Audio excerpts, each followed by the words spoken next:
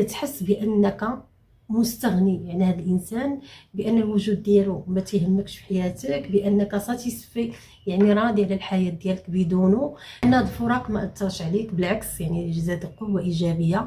فالمشاعر كتكون معاكسه. هذا التناقض كيدل على ان الشريك لا زال يفكر بك، يعني حتى هو عنده نفس المشاعر من جهتك.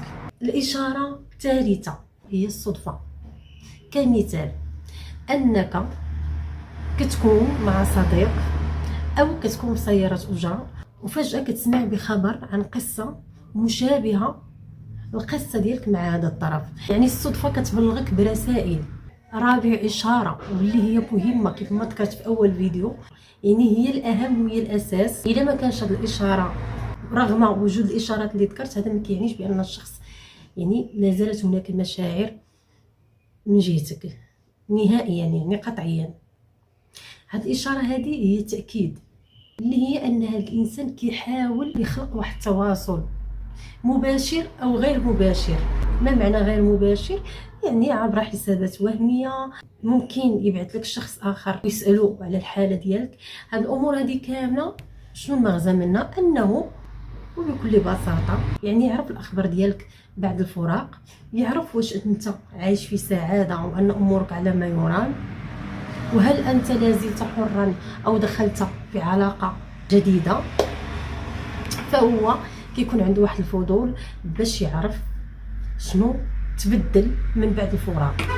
هذا كيدل بأن هذا الشخص لازلت في الذاكرة ديالو، يعني هو ما قدرش يتخطى الموضوع، ما قدرش يتخطى الأمر، ما قدرش ينسى، يعني مازال كيفكر فيك ومازال عنده نية بأنه ترجع الأمور وترجع المياه لمجاريها، يعني ترجع العلاقه كيف ما كانت من قبل. هادو هما الاشارات اللي ذكرت. وممكن يكون تواصل بالنسبه للاشاره الرابعه، ممكن يكون تواصل مباشر، يعني هو يتصل بك عبر مكالمات او رسائل نصيه، يخبرك بانه شاق ليك واللي كاين، يعني يخبرك بداك الشيء اللي في قلبه كيف ما تنقول، يعني يتواصل معك مباشره. فهذا دليل قاطع بان هذا الانسان ما نساكش، ما تعداش الموضوع. يعني انا ديما كنطلب منكم بانكم تدعموني وتدعموا القناه، بحكم انني مبتدئه وما عنديش فكره يعني عن المحتوى واش هو في المستوى او لا. فخبروني، الاجوبه ديالكم كتوصلني عبر الاشتراك ولي لايك والتعاليق. ما تحرمونيش يا اصدقائي من التشجيع ديالكم، انا محتاجه انكم تساندوني وتشجعوني باش نكمل معكم. وهذا ما كان، ونهاركم مبروك.